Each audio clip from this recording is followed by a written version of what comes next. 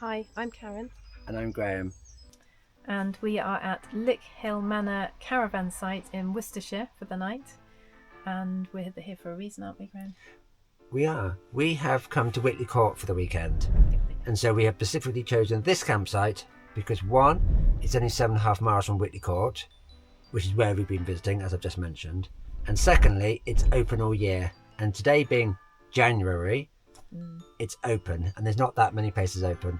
And we specifically wanted to have electric hookup. So Brit stops, pubs, wild parking, etc., is not what we wanted to do.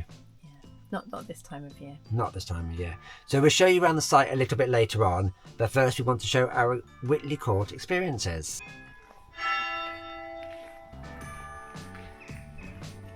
As first impressions go, Whitley Court is a winner, with a very grand front driveway flanked by two gorgeous monkey puzzle trees. And as you climb the front steps and walk on through the bones of the house, you can really get a feel for how it would have been back in the day. Walking right on through the entrance hall, across the dining room and out onto the veranda, the vista just opens up and you see the stunning Perseus and Andromeda fountain. It's switched off at this time of year, but it had its two supporting fountains in action, and that was enough. It's such an incredible sight to see. It was huge, wasn't it? It is large, and that bigger central part of it is enormous, as you can see from the pictures now. Whitley Court is a ruined palatial stately home. It's been extended and expanded over the years by the four families that have owned it. It started as a Jacobean red brick house and it ended up as a Bathstone villa-style palace. It's been owned by, as I say, four families, most of them called Thomas. And it was burnt to the bones in 1937 in an accidental fire and left to decay until 1984 when English Heritage came to the rescue. And picked it back up. So lots of work has been put into making the structure safe. So they've put in some concrete lintels around one of the taller towers, and you can see them quite clearly, but probably without them, that part of the building would probably have collapsed maybe. And they've inserted some concrete floors, and again, I assume this is for safety purposes because there's rooms further down underneath as well. Yeah. But other than that, the building appears to be kept as it was found. Which is it's quite incredible to see, really. It was recommended to us by your parents, wasn't it? Yeah. Yeah, when they heard that we'd been to Farley Hungerford Castle ruins, they suggested that we would probably love this, and so we came to take a look. It's a huge estate, or a huge stately home really, and dotted about in the ruins are information boards, and they show the rooms and the spaces as it once looked in all of their splendour. And we've photographed some of these so you can see what we mean. The ballroom was particularly grand and was created in the 1850s, and you can still see the raw iron beams from the ceiling, and these are the originals. Now, this room is 21 metres in length, and it's quite difficult to see the perspective from these photographs and videos, but actually, if you think an average room in a house is 4x4 or 4x5 or 5x5, you begin to see just how big this room really was. And you can see the burn marks on the old wood on the walls, so it's quite a reminder, I suppose. Now, the ballroom ceiling was raised, and so the windows of the bedrooms above are at floor level, so this must clearly have been a necessary compromise to really bring out the splendour of that ballroom. Now, it's designed in the French Louis XV style, and replace an equally impressive library, which is incredibly sad because libraries are beautiful in their own right. Yeah, we love a library.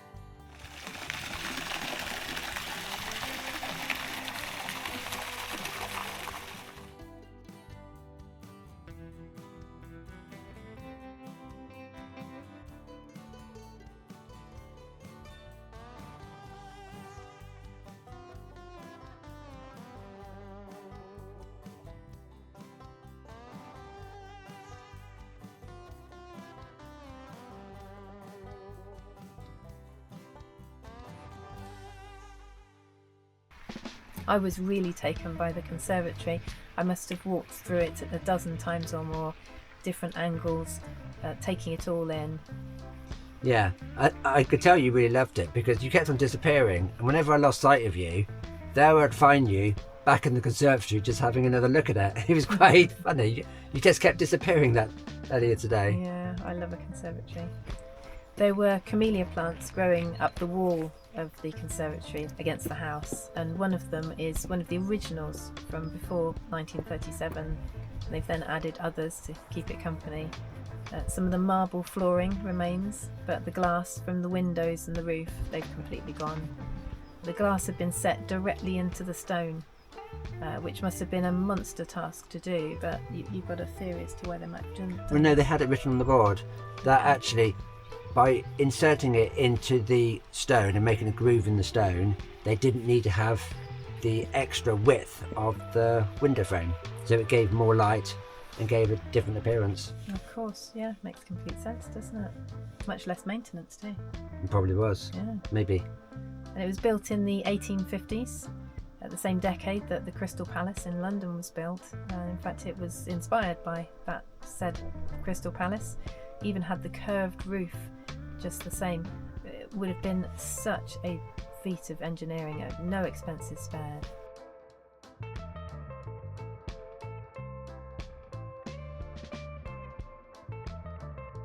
We both thoroughly enjoyed having almost free rein to wander around the house, discovering features of the house either accessible or locked behind bar windows or doors, but yet we could see. We want to return in the summer when the fountain is running and the church is open, because from what we gather, it is quite a spectacular place to visit.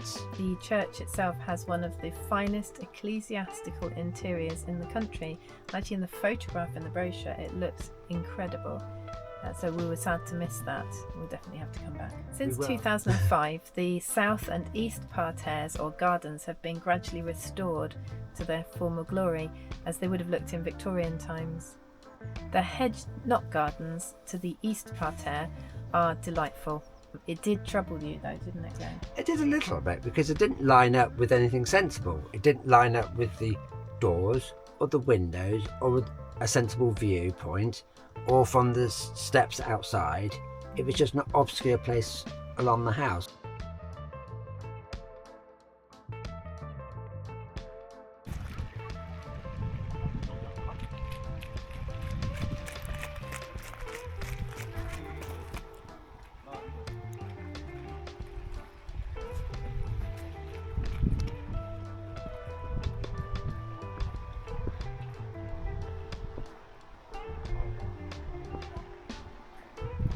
As we walked back through the house, Graham then pointed out some of the little details that he'd spotted still clinging to the walls. The highly decorative architrave around some of the doorways, the sections of plastered wool sitting alone above head height from the floor above, the ancient plasterwork showing the layering of the materials and an insulating gap between this and the outer wall, thinking about heat even back then. Yeah, it was really interesting to see. But we could also see the tiny nails in some of the plasterwork, where they would have been holding up perhaps wood trim or something like this. So that had all gone, but you still had the little nails. It was quite interesting to see. Now the staircase room really was a little sad because it had no stairs. No. But it was really clear where the stairs would have been, as much of the plasterwork is still complete. You can see where they used to be.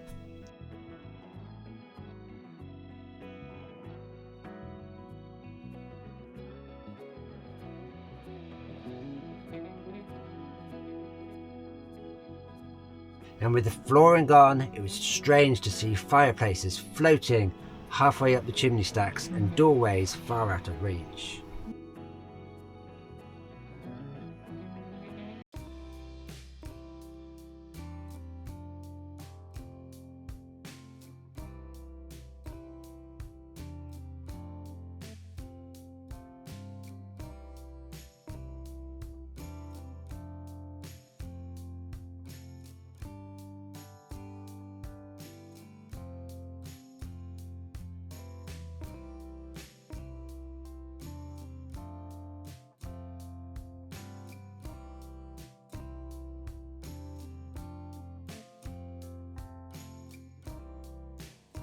You could also look down at the basement rooms. The house is immense, and there are still large sections not yet safe for public to access, but you can just see them through windows and through gates, through barred windows, showing just how dilapidated the entire site would have looked if English Heritage hadn't come to step in a few decades ago. It's the kind of place that I would have delighted in playing imaginary games in as a small child, picturing myself as a grand lady or a privileged child dressed up to the nines. This is such a fab place to bring a young family, but equally intriguing for your 90-year-old nana. There were in fact people of all ages there today with us, weren't there? There were, yeah.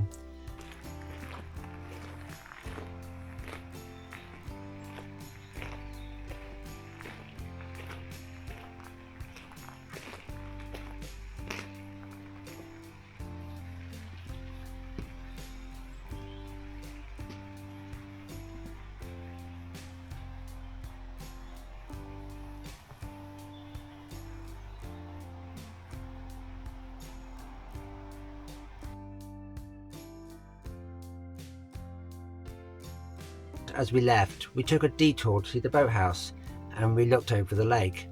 Now the water level on the lake is quite low due to some repairs going on, but the ducks seemed happily enough, but we believed the fish were taken out and moved elsewhere for their own safety and protection, and probably to prevent the heron having an easy pickings. True.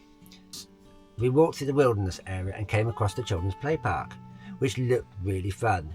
It was quite wet. It hadn't been raining at that point, but I think it just been very wet from the being in winter. Yes, it was all cordoned off, wasn't it? Children weren't able to safely play on it. Yeah, but it looked great, so in the summer it would be fabulous and we will be first on it. There's also a little shop with some souvenirs. There's also a second-hand bookshop, and we also think there's a small garden centre there as well, or at least a little place where they sell plants. Yes. We're quite unsure. And we could have spent the whole day there, really. Not in the bookshop or the garden centre, but in the whole site. The whole site, the whole stately home. And to be fair, we were there at 10 and we left just after 3. So in many ways, we probably did. And actually, we had a good day. So getting here, we were here by 10 o'clock. So it's an easy place to locate. The turn off from the road, not a problem. The car park is spacious. There's plenty of additional grass spaces during the summer. It's closed at the moment, but it's for its winter, but the spacing wasn't needed at the moment anyway. Parking costs £3.50 for non-members for the day. And to get into the site itself is £10 per person to enter, I believe. Online beforehand. Yeah, and if you don't, it's £12, isn't it? If you just turn up. Yeah. And as members of English Heritage, we have a car sticker that goes on the van here, and that allows us to park for free at all of their attractions. And we have cards to allow us into any of their paid attractions. I think we've got something like 400 or more, haven't they? So you've got hundreds of attractions under English Heritage protection. So we would highly recommend membership of English Heritage. And it's not very much money either. No, it's not silly money at all. It's a real worthwhile cause as well. Absolutely. So the weather to us today has been kind, I believe. It improved in brightness as the day went on. A little bit spitty, I think, when we left home. Yeah. But certainly cloudy during the morning, and the sun began to come out probably lunchtime-ish. And then it got brighter and brighter as we went through the day. And we ended up having quite a glorious sunset. Now we're back on the campsite, maybe 5 o'clock time, that sort of time, wasn't it? Yeah. And just before that, the river was starting to pull in some of the mist and the fog, which is quite mystical. It's really very nice, but we'll show you some pictures of that. Yeah.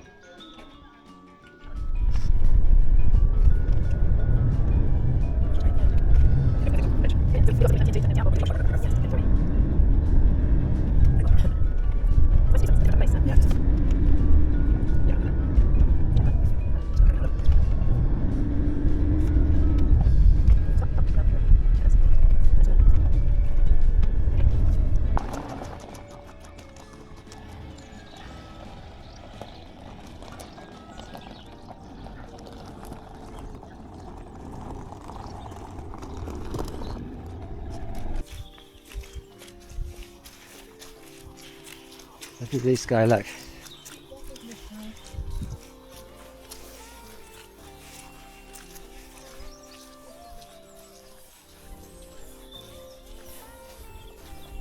What time do you think it'll get dark tonight? Well, if it's clear like this, you've got 4:30. Yeah. Yeah.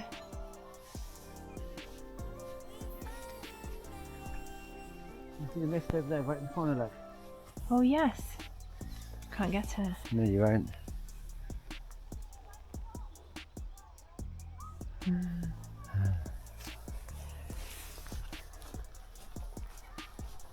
Okay. That's the second way. God, it's fast flowing water, isn't it? Careful, Graham. Yeah, be careful.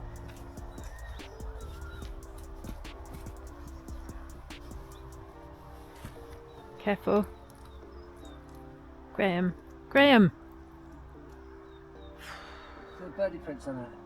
And there's your prints. Wide river, can't Yeah.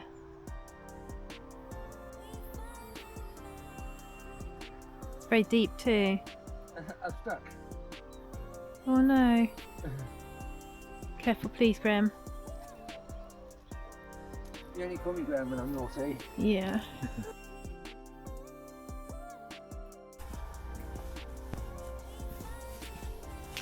That's right. I'll be okay.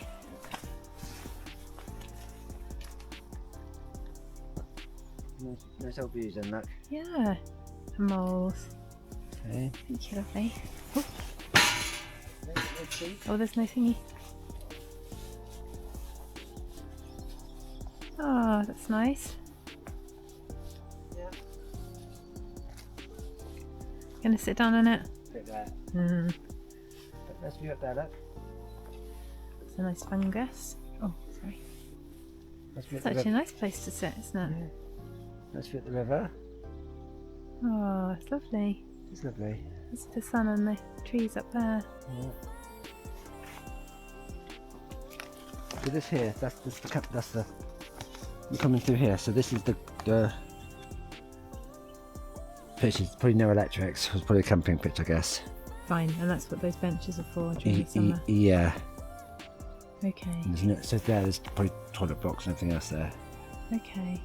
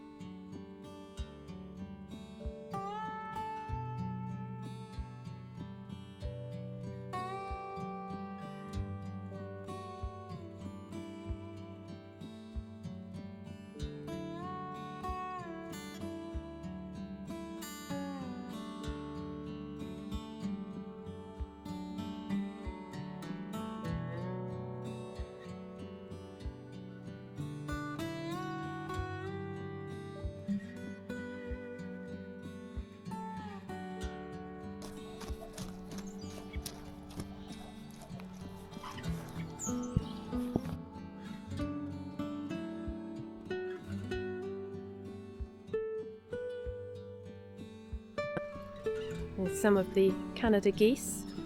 Seems to be a pecking order here, and they are not number one. They are number one over there. You can see the swans, and they definitely have the rule of the roost. There's three over there at the moment. One of them is the juvenile from last spring, I assume. Still Yeah. got a lot of viz. Baby feathers. Baby feathers. Yeah, and you got more hens. So he's still probably Mallards. looking in the water and thinking, I'm an ugly duckling. Oh no. When actually, he's not an ugly duckling, he's a beautiful swan. Yeah, that's really sad. Do you think he compares himself to the moorhens? Yeah.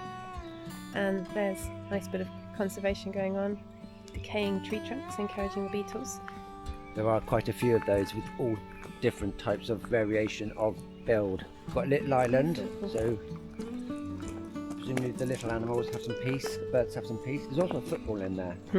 So maybe not so much peace. Yeah. There's And- a floating bird house. Well, I assume it's probably for ducks. Yeah, duck house. They are birds. Yeah. So a floating duck house here with the bridge just behind. Yeah. I think it was a Jubilee Bridge, that one. It was. I planned to sit on those seats earlier and talk to you, but we've left the walking boots in the van. Yeah. We have to be off the site fairly soon, so we haven't really got the time. Some footpath signs here, you can see the little feet marks. This indicates a walk from the campsite down to the river, along the river and back in the other side of the campsite. I suppose it took us maybe 20 minutes yesterday to do this. Yeah, didn't go quickly, did we? No, we were looking at the heron. Just enjoying ourselves, really. Yeah, the fishing jetties as well. They got private fishing jetties if you bring your fishing tackle with you. And the various licences. Oh, that's true. Yeah. There's a Muga. But no yobs. No yobs. So. Yeah. Got some play equipment. So all laid out for small people. Young people. Young people, what age? 14. Under 14. No, not necessarily small. They're probably bigger than me by then.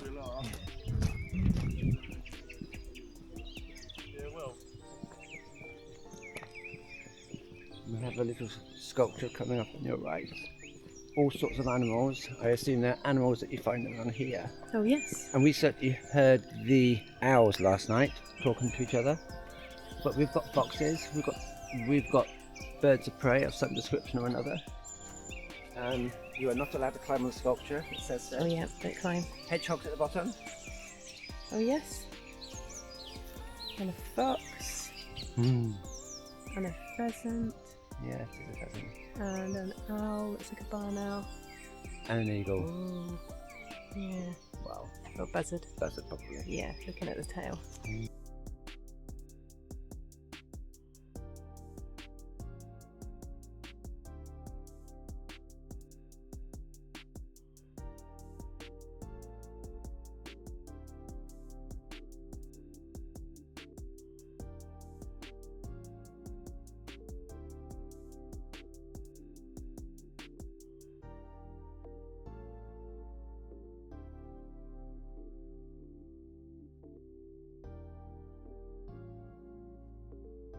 It cost us £38 for last night.